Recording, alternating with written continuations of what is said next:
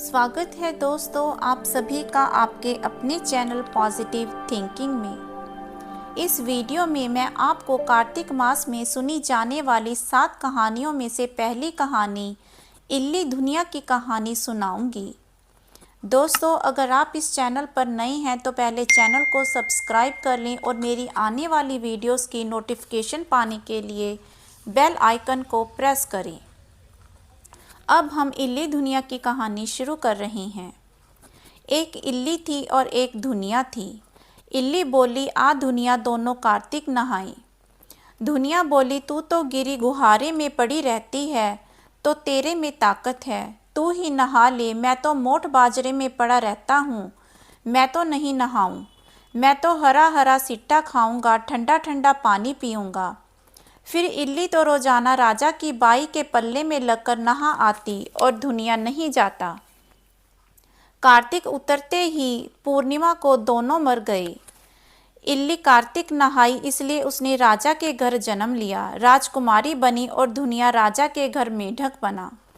फिर राजकुमारी का ब्याह रचाया गया और जब विदा का समय आया तब राजकुमारी का बैल रुक गया। तो राजा रानी ने पूछा कि बैल क्यों रुका, तेरे तो क्या चाहिए, मांग ले। तब राजकुमारी बोली कि मेरे को मेढक सोने के सांकल में बांधकर मेरे रथ के पीछे बांध दो। सबने कहा, राजकुमारी मेढक क्या मांगा, तेरे को और कुछ धन चाहिए तो ले ले। लेकिन उसने कहा कि मेरे को तो मेढक ही चाहिए। उसने रथ के पीछे मेढक बांध दिया। जैसे ही राजकुमारी महलों में पहुंची तो मेढक को सीढ़ी के नीचे बांध दिया गया।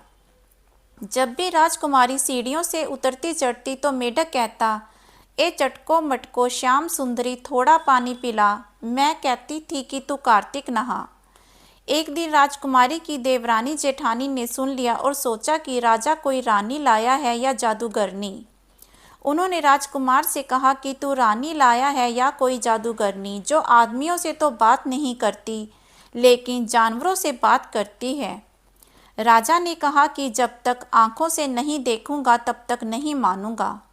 एक दिन राजा चुप पर बैठ गया। राजकुमारी महलों से उतरी तो फिर मेढक ने वही कहा और रानी ने भी फिर वही जवाब दिया। तब राजकुमार तलवार लेकर खड़ा हो गया और कहा कि तू मेढक से क्यों बात करती है, सच्ची बता, नहीं तो तलवार से तेरा सिर काट दूंगा। रानी बोली, पिछले जन्म में मैं तो एक इल्ली थी और यह घुनिया था।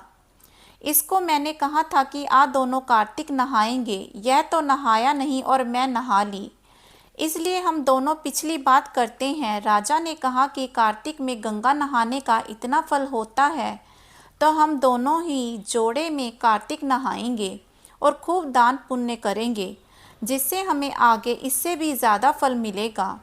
हे कार्तिक महाराज, जैसे इल्ली को दिया सबको देना, जैसे धुनिया को दिया ऐसा किसी को ना देना। जय कार्तिक महाराज। दोस्तों अगर आपको यह कहानी अच्छी लगी हो तो इसे ज़्यादा से ज़्यादा लाइक व शेयर करें और भगवान की कृपा प्राप्त करें। जय विष्णु भगवान।